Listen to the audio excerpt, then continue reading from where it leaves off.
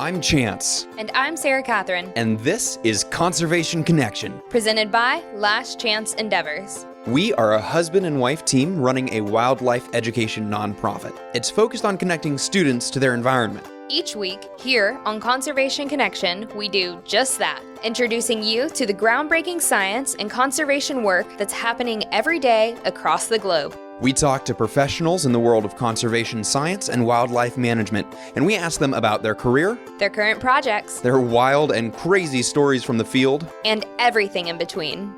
This episode is a collaboration with EarthX here in Dallas, Texas. EarthX is the largest Earth Day celebration in the world, and it brings in speakers from every corner of the environmental arena. Listen in to hear the stories of today's environmental titans, covering everything from environmental law, ocean health, renewable energy, clean transportation, and so much more. Let's get to the show.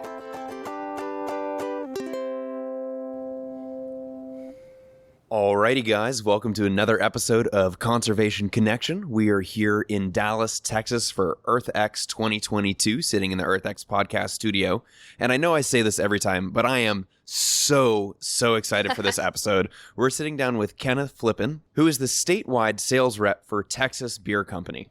Woohoo! Welcome to the show. Thank you. I'm excited to be here. This is great. So, a lot of people are probably wondering why we have a brewery on our Conservation Green-Minded show. And the truth is that the way in which you guys conduct business, create your beer, and interact with your community 100% is in alignment with the values of the green movement and just trying to take care of the people around you and the planet in general, right? Well, I appreciate that. And we try. We strive for that high standard. It's a very hard industry to be as green as possible in, but we're doing the best we can. Well, from just the little things about the day-to-day decisions you guys make and how you produce your beer and how you package your beer, it sounds like you're doing a lot of things right. We have, from the very beginning, tried to hold those values and tried to do things from decision-making all the way to like having just solar on our facility from the very beginning.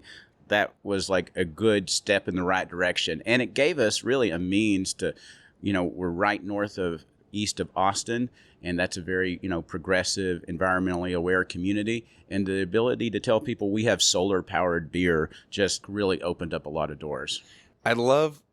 Texas is known for its heat, and that heat comes with the sun. And so I love that you're taking the Texas sun and you're turning it into another great Texas pastime, which is drinking beer. Yeah. The beer will cool you down. And so that's one aspect of cooling it down. But the heating up part that comes from the solar, we have a 20,000 watt solar array on top of our roof. And that basically, it's like 275,000 pounds of carbon at this point that we've offset by having that instead of getting it from, the power company that could be coal, could be anything else. Right. So yeah. That's what we're really proud of. That is like kind of our first foray into trying to do things right. So for any of our listeners that don't know how beer is made, that, for a lot of us, it's just like, all right, I buy beer from the store, I drink it, and yes, that is it.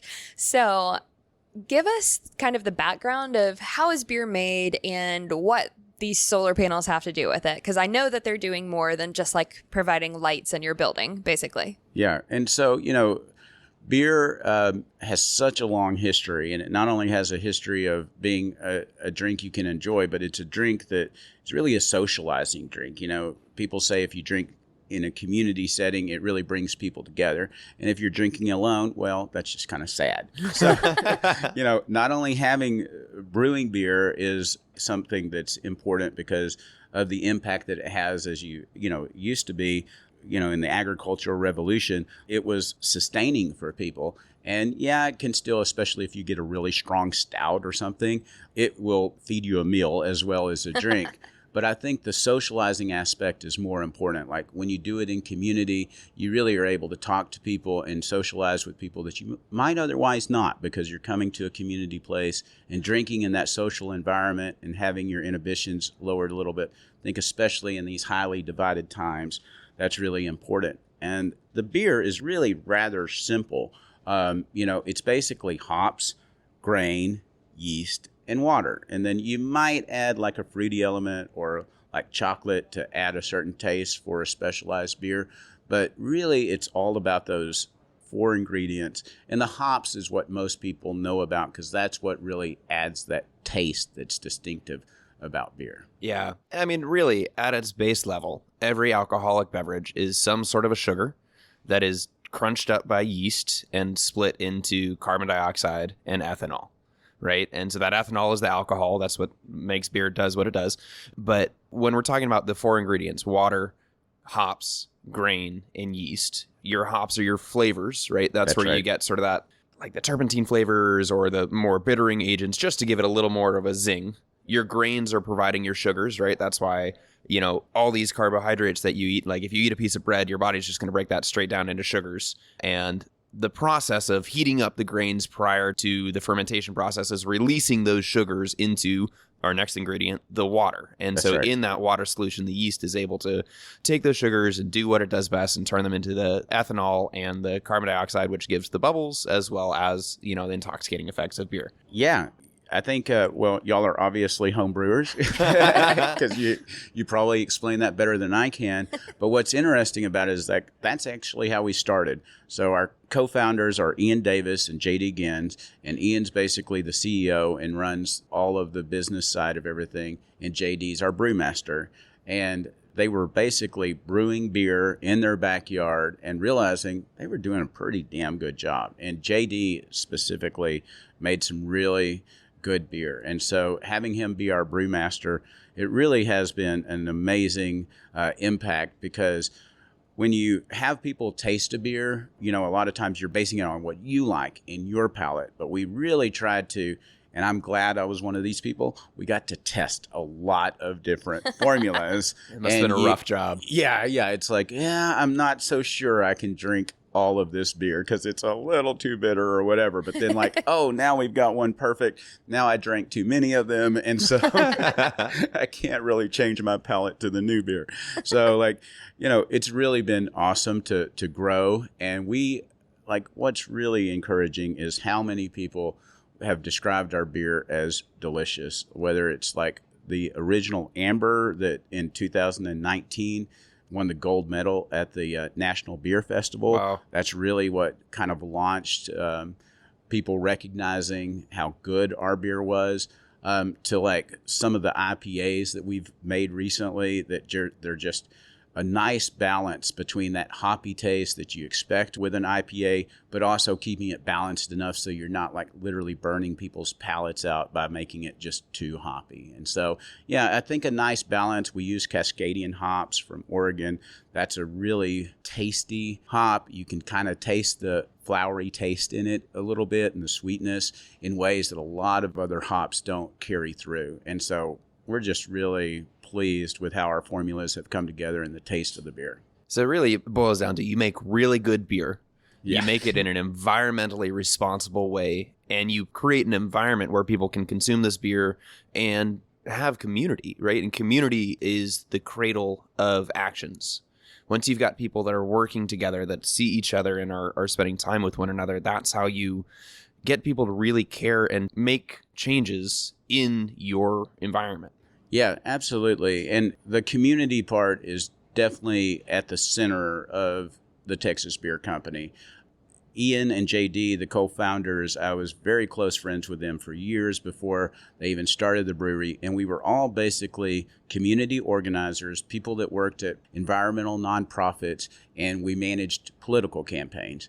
Not only us, but the wives of the two co-founders, Ian and JD, Amy and Megan, they are actually better activists and organizers and a lot smarter and a lot more attractive than either of their husbands. And like they really, like between the 4 of them, it's an amazing resume of how much community building and how much political campaigns and so forth that they had true impacts on by being either campaign managers, leaders, or like working for Sierra Club and all these kind of things.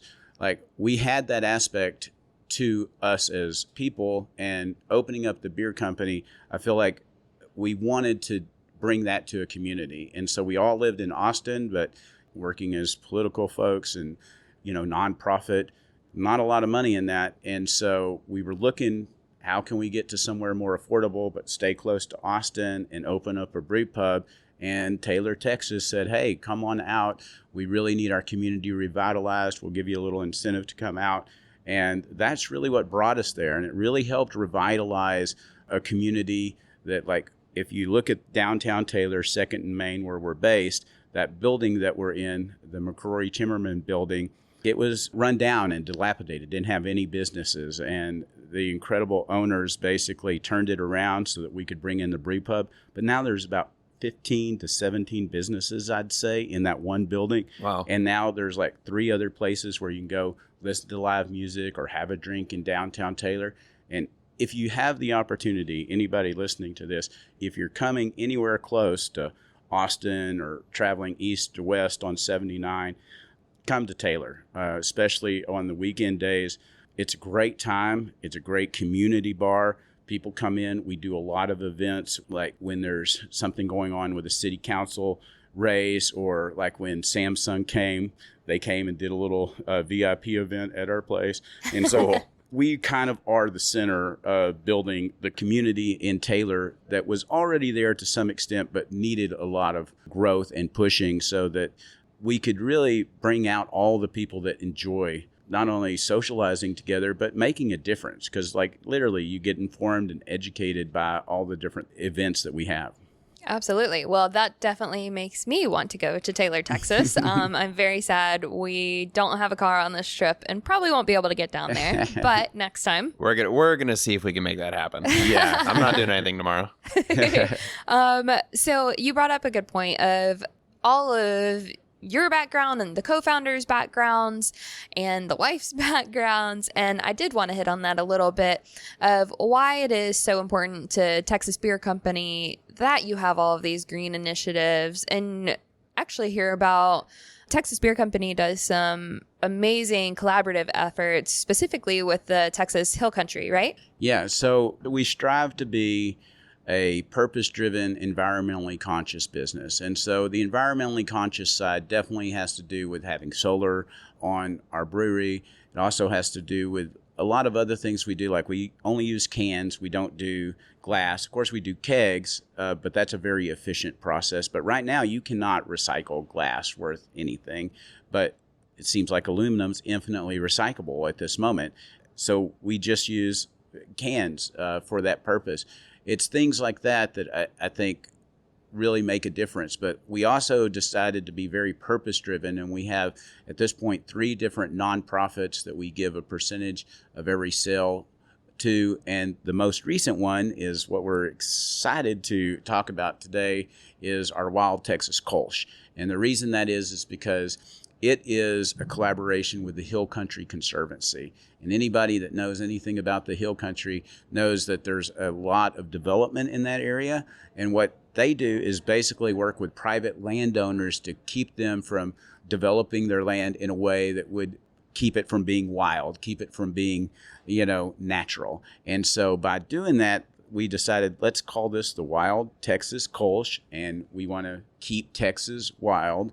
And so we give a little bit to the Hill Country Conservancy so they can continue to do that good work in that area. And that's the purpose-driven part of our business. It allows us to not only give a little bit back to those guys, but we're talking about it. We had events all over the state. We really have become a statewide brewery just within the last year because we got a statewide distributor. So everywhere from Dallas, Houston, San Antonio, Austin, and about a dozen other smaller places in between, we had events where we're literally letting people drink our Wild Texas Kolsch for the first time, offering them to buy it at HEBs. We're mandated in over 100 HEBs, which is another big success for us and an incredible partner. HEB is like, not only are they very purpose-driven, but they're very loyal to folks like us that strive hard to collaborate on things like this. So we did a launch actually at the Mueller HEB as well on Earth Day, and had a media event and all of that kind of stuff leading up to this to say, hey, everybody, you got a chance to drink a beer that's not only light and refreshing, but has some good taste to it, but also makes a little difference for, our environment by helping preserve the Hill Country. Yeah, absolutely. And if you guys don't know what an HEB is, I'm very sorry, but HEB is one of the things I miss most about Texas. If I'm being completely honest, it's a grocery store. Let's start there. It's a grocery store, but it's so much more. It's a really cool business. It's a Texas-only grocery store, and yeah, suffice to say, I very much miss them. To be fair, I'm not even from Texas, and I love HEB. So I can remember the first time that we walked into an HEB together, which for me was just like, this homecoming, and she was like, "What is this place? This is amazing." I was like, the prices are so great. This is a great grocery store. This is where I want to shop.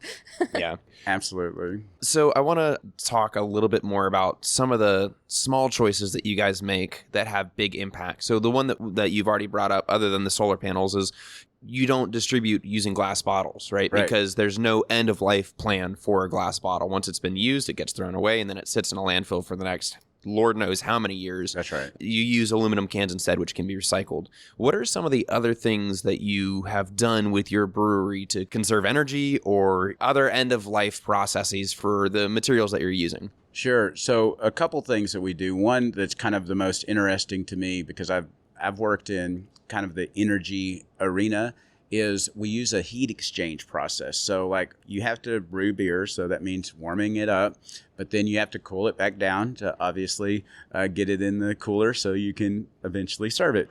And so to cool the beer down, what we do is we run it through these series of pipes that are also wrapped around other pipes. And so the hot beer is in one pipe, the cold water is in the other pipe, and as they move across each other, the beer gets colder and the water gets warmer.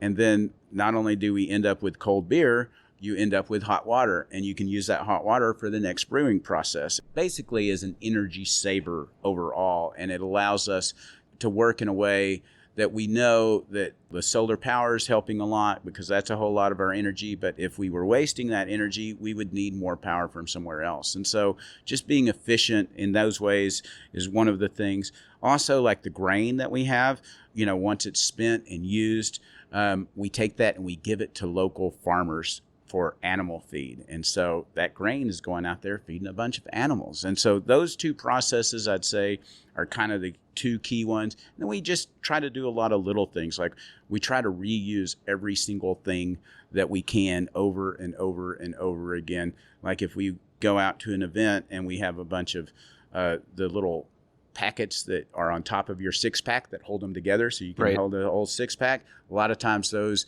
just get thrown away. We don't let them get thrown away. We reuse them again and again and again because we don't want to have to buy more, and we don't want to have to, it's plastic. If that goes back into, there's a lot of reasons why that's just a bad practice to throw that away instead of reusing it continuously. I love, I'm loving this episode because I harp on the fact that environmentally sound policies are also oftentimes economically sound policies, right? So every single thing that you have brought up in terms of like the small environmentally responsible choices you're making also save you money. You don't have to buy as many of those six-pack holders if you're reusing them, and they've got a life to them. You can absolutely use them over and over and over, right? Yeah. If you've got your solar panels, right, you're spending less money on the electricity that you're buying to run your brewery, and on top of that, you're saving energy for heating water. And if you know anything about like thermodynamics, heating water takes a lot of energy. Energy has a very high specific heat capacity, which means that you have to put a ton of energy into a volume of water to get it to raise 1 degree. So the idea of capturing this, quote, waste heat, right? Because you have to cool your beer down quickly once the brew has happened, because the longer that it's above, room temperature, it's in this sort of semi-warm zone, the faster bacteria is going to grow and spoil your beer. So you have to get it from like boiling temperature down to room temperature pretty quickly in order to, not ruin the batch of beer. And I can only imagine at an industrial scale how much energy you would be wasting if you were just throwing that heat away. And so the idea of like taking that, turning it around and using to heat your next brew batch is that probably every time you do that saves you literally hundreds of dollars in energy bills. Yeah, absolutely. And I'm positive that not only does it make a difference on the heating side, but also the cooling side, because it takes a lot of energy to cool, Right, exactly. As much as they've made ice relatively cheap now, it's the cooling process that makes it expensive, not the water. And it's the same way with like the water that we get is like that water is relatively cheap in the market, maybe too cheap actually, but it's the cooling of the water and the heating of the water, the energy that it takes to do that. And if you can basically have heat exchange, you're saving yourself on both ends. So yeah, I think that that's one of the better practices. This is the kind of thing, like, I know other breweries are doing that, but not all of them. And like, if we can be a leader in that way of saying, hey, this is one thing that we're doing to make a difference, other people will consider doing it when they design their brewery. When you think about microbrewery culture in America, it's a little bit analogous to like the pub culture of the UK, where it's like a community center, right? It's more than just a business. It's a place for people to come together, spend time with one another, and you know, you start to recognize the locals, the people that are there all the time. Like, you have your brewery that you like to go visit, and it just makes so much sense for a company to be socially responsible, be purpose-driven and environmentally conscious, because that's what consumers are looking for. I mean, frankly, it's a lot of millennials, right? A lot of us in this age bracket are the ones that are visiting these microbreweries because that's where we want to be. And we're a consumer group that likes to see a company doing more than just being profit-focused. And so it's just brilliant decision-making. Well, and I appreciate it. And I have to say, you know, I give a lot of credit to Ian, our founder, in being like a leader, not only in the company, but with all the people that we collaborate with. Not only do we have the collaboration with the Hill Country Conservancy, but we have two others. We have our Bill Pickett Porter, which is a collaboration with the Bill Pickett Foundation, which basically does education for kids in different ways, projects to take them to different places and do tours and all that kind of stuff. And then we have what is really, to me, the first one that we launched that just brought a lot of good attention to us is our Canine Lager. And that we're going to have an event up here in Dallas on May 13th at the Top Golf in the Colony, because they're carrying our Canine. And that Canine Lager, it's a nice light lager, easy tasting. But what's really cool about it is the collaboration is with a nonprofit called Canines for Warriors. And they're based out of Florida, but they've just opened up a new place in San Antonio. And they take rescue dogs and they basically train them to be comfort dogs. And then they train the veterans that have severe PTSD and have applied for this program to work with those dogs. They like bring them together for a week in an environment where they introduce them to the dog, and then they train the veterans how to train their dogs, and that they literally save these people's lives. And we've had veterans come out with us with their dogs, 2 different events in Houston, Austin. Our vet will be up here in Dallas on the 13th with his dog, Grace. Bob's the name of the vet. I always remember the dog's name more. And like, just hearing him talk about the difference that makes in his life and the quality of life that he has, it just warms your heart. And then like, you get to pet the dog, and you're just like, oh my gosh, this is just such a good thing to do. And it warms your heart. And at the same time, you're like, oh yeah, I made money today working for this company, doing something that I need to do to make my own existence move forward. But I can feel really good about it at the end of the day. And so it's an honor to work for a company that really is purpose driven. And we try to do it in, you know, multiple fronts, because the environment's important, but so is, I mean, like with what's going on in Russia right now, people are hyper aware of what our vets have gone through and so forth. And they really need that support, you know, and it's just a great opportunity to do something good while what we call making good beer, but doing it for a good cause. I love that. Now, when did Texas Beer Company open? Well, that's a great question. So as of next week, we will be, and of course, this may not be podcast anytime soon, but right now we're, April 20? Today's the 24th. 24th. So a week from yesterday, we will be having our 6-year anniversary there at the brew pub. So we That's are amazing. Officially 6 years old in about 6 days. Congratulations. Yeah. Well, I wanted to ask with that, Texas has obviously had some really crazy weather these past few years. Has that affected y'all and how you do your business at all, your community? Well, I'll tell you, the most relevant story probably goes back to the February freeze. And everybody knows that, you know, a lot of the state, most of the state lost power for several days. But a lot of people forget that the power systems going down also affected the water systems. And so literally, like, we didn't have running water. And I'm talking about at my house, at the owner's house, pretty much everybody was impacted, both with the electricity being out for long periods and it being extremely cold. And our community did an incredible job of getting all the homeless people into hotels and so forth. And a big part of that is, like, there's a lot of awareness because we're right downtown. That's where the homeless people are. And just participating in that. But then when the water crisis occurred, well, we had a lot of water because water is a major element, and we had it just sitting there.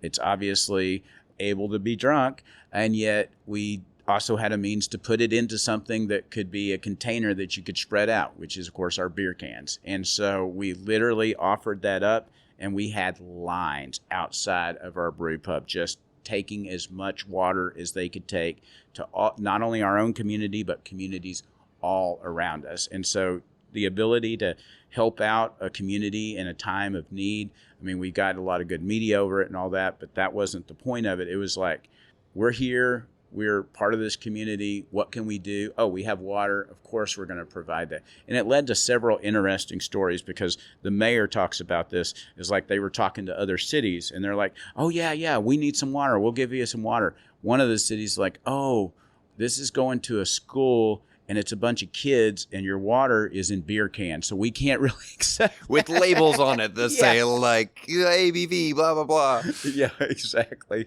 And so, but other people are like, oh, yeah, we'll take your water. So, Yeah, I bet. It was a great experience for us to help in a very difficult time because, like, in those times, you're just trying to survive yourself. I mean, it was really dramatic to be without power for a lot of people, but the ability, like, of neighbor to help neighbor and community member and businesses to help each other, and just to have the means to do that, turned what was a very tragic experience into something that brought our community a lot closer together. That's awesome.